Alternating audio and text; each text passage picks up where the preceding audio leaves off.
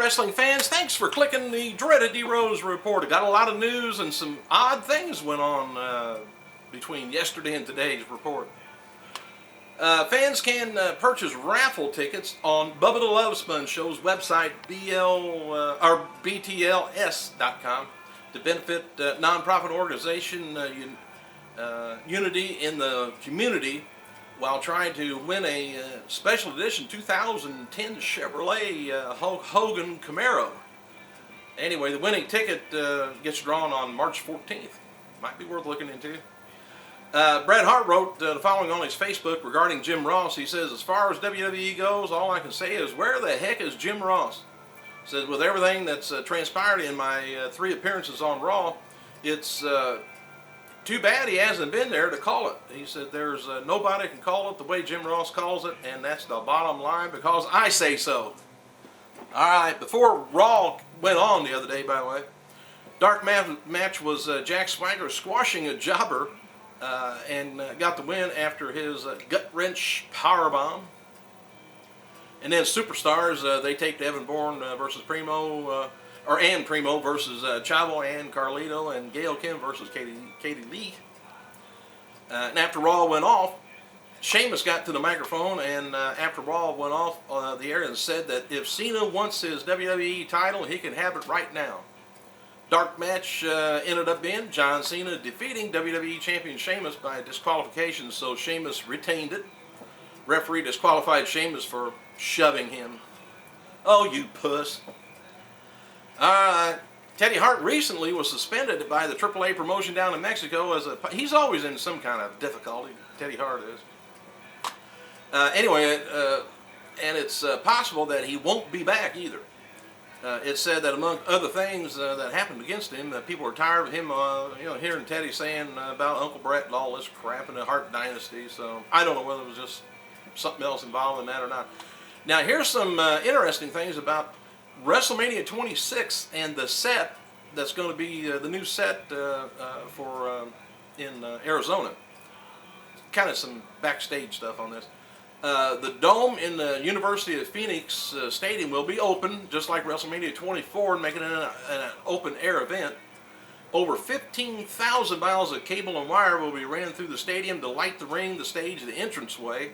Close to 400,000 pieces of pyro will be used and shot over 200 feet into the air above Phoenix. The 110-tall above the ring structure will hold 30 tons of light, sound, and video equipment and looks similar to WrestleMania 24. A $250,000 four-sided LED big screen with 150 speakers of all things will hang, it says, under the ring structure, ensuring a great view for everyone. I'd like to have that in my basement. Before heading to the ring, Superstars will be first walked into a 120-foot wide stage that stands 8 feet above the floor, and as of now heads down to the ramp into the ring, where there will be surrounded by cauldrons of fire, I guess. And these fire cauldrons will be placed all around the WrestleMania set and will burn high and low depending on the action in the ring, what it calls for. Each cauldron burns at 1,000 degrees Fahrenheit. Absolute Publicity has announced that they have signed Jerry Lawler as a client. Absolute also represents Mickie James and her new musical career. TNA has hired a new agent to replace Scott D'Amore. I'm not sure who that was.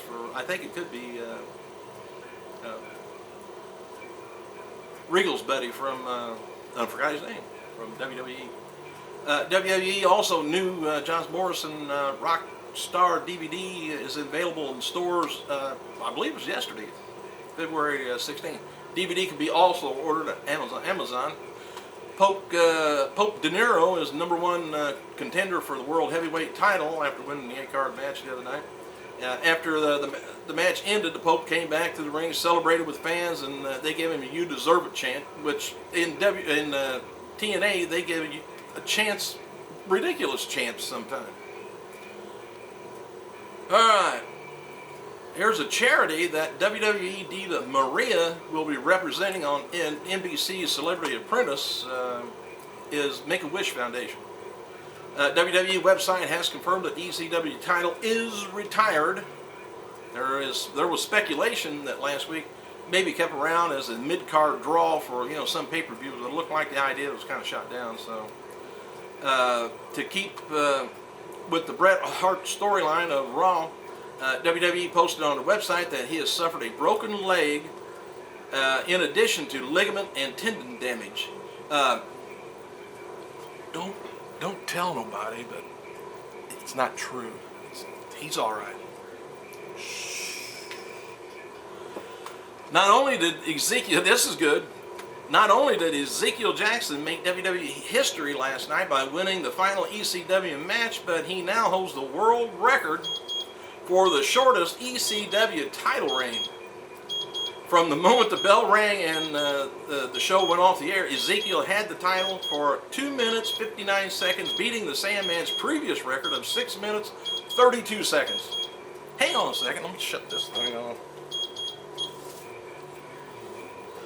Oh, my pizza done. Oh, I've got 6 minutes. Okay, Chris Jericho wrote the following on his Twitter account about ECW. He says, "Goodbye, WWECW." But as those of us who were there in the know, ECW really died in 1999. There's some rumblings within WWE yesterday. The company's going to be doing another ECW DVD later in the year, but it's not something that's been confirmed, which I'm sure they will. And it'll probably be the new ECW DVD. I doubt they go back. They may tell you the history, but it'll probably be the newer people. As far as we can tell, the SmackDown spoiler report, Batista versus Edge was not announced for this week's Elimination Chamber pay-per-view, so no word what the deal is with that. Bubba the Love Sponge is still with TNA and is backstage working last night's Impact taping, which, Dave Taylor's who I was trying to think of. I kind of think he's the new agent over at TNA. Karen Angle was backstage at TNA Impact taping this week. Currently, there's no plans for her to return to on the air role, but I have no problem with it. She's beautiful and married, I guess.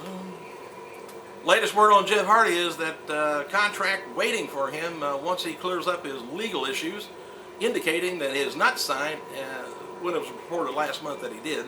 So we either lied or we're too dumb to tell you the truth, I guess. But anyway, Hardy is scheduled to go on trial March 17th. And here's some highlights from the Jim Ross blog from the other day. Let me see if I got enough time for. Let me go on down past this for a second. While ECW making a culminating the brand name, WWE is now focused on preparing the future. He says mentally affected related bookings. Just JR is just kind of rambling on his deal. Okay, Cody Rhodes, Ted DiBiase be signing autographs in CD Game Store in South County Mall, St. Louis. If you're around there, check them out. February 20th, 4 o'clock. Dark match before ECW taping saw Jimmy Wang Yang defeat Tyler Rex. Hey, Tyler Rex is still there. Hey, Jimmy Wang Yang is still there. Anyway, looks like Trent Beretta and Kayla Croft are indeed heading to SmackDown as they their Wrestling Crime Time this Friday on the show. Hogan's going to be teaming up with Abyss to take on the team of Flair and TNA champion AJ Styles. So Flair's getting back into the ring. I think it's going to be on they're probably going to announce it on the March 8th live Impact, I guess, the way it looks. Anything else on here other than what it's hoped that WWE is going to be bringing back some of the past ECW names for cameos, similar to when they fulfilled the ECW, or rather WWE decided that the show needed some prioritized getting NXT concept over for the next. I don't know. What do you think? You guys going to like that NXT thing? We're getting to feel a little bit of what's going to be happening, and I got my opinion, but hey, let me know in the comments what you think. I'm about ready to get snowblind here. Thanks for clicking. I gotta go.